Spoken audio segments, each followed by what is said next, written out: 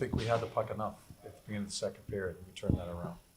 We've talked a lot the last week or so about the connectivity in the offensive zone. We talked a little bit about it after the game last night, but what specific areas did you see improvement in that regard? Well, in both zones, neutral zone and the offensive zone, I think we're closer to the puck.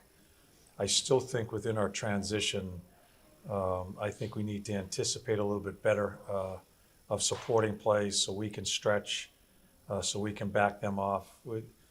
I think one of the biggest things we need to get consistent is backing teams off, and so we have some room to play with in the neutral zone, and that comes with numbers.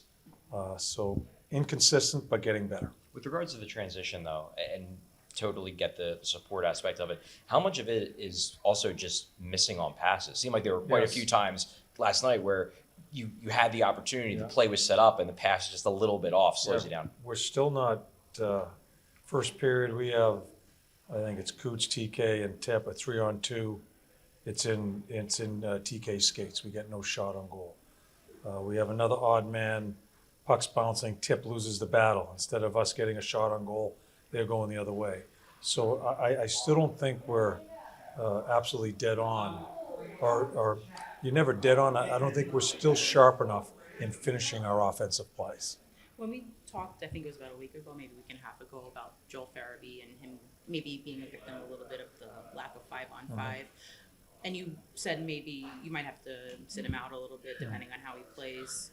Where do you see his game right now, a week and a half later? Well, I thought Joe played good last night. I think he's one of our better offensive players, involved in, I think, 5 or 6 scoring chances. He's gotten more ice time here the past few games. Like to see him finish. He has a chance, although against a pretty good goalie.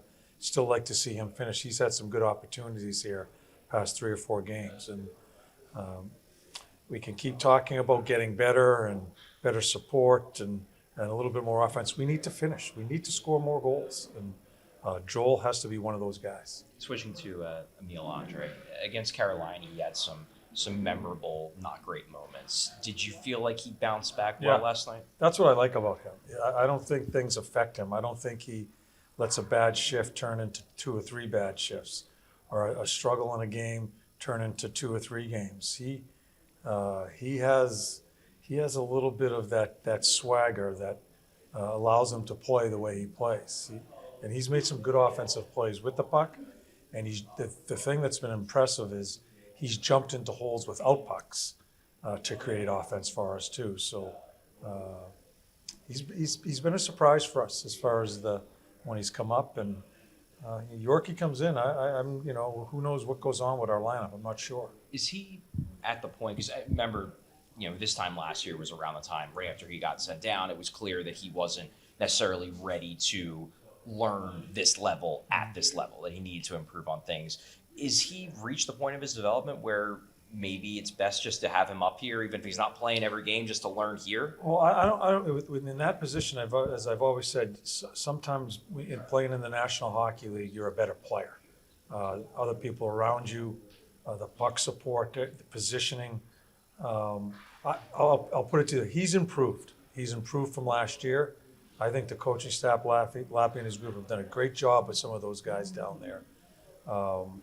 Where it goes to, I don't know. We got to keep. It's still a small sample size as far as since he's been up, but we're going to keep on giving him the minutes, and he's getting some power play time, and then we'll make our decision from there. Yesterday, when we talked a little bit about the first shift of a game, obviously scoring is priority number 1 on that kind of shift. But what else are you hoping to see that really sets the tone for the team?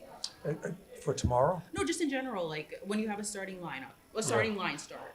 Yeah. A lot of coaches may, have the philosophy of, score or get a face-off deep or put pressure. I mean, yeah, I don't have many conversations. All I want us to do right now with this team is consistently be on our toes.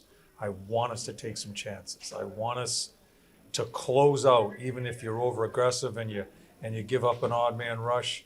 I'd rather have it that way than us be in between. I still think there are some players that are still a little bit too safe. The whole thing to me, and I know it, I've knocked it down all over the place with you guys. I talk about it every time. It's our mindset. I want us aggressively thinking. Obviously, okay. Is there any updates on Cam York or Sam Merson or Lexi No, Bolsa? no, I haven't, no. I think Sam went on the ice today, Yorkie's on the ice today, I haven't talked to the medical guys. Obviously, you're not going to give details, and I certainly don't expect you to or even want you to about Mishkov. But just in terms of the scratch, do you get the sense that he's responding the way you want him to? I haven't talked to him. I haven't talked to him today, and when he goes back in, we'll see. Again,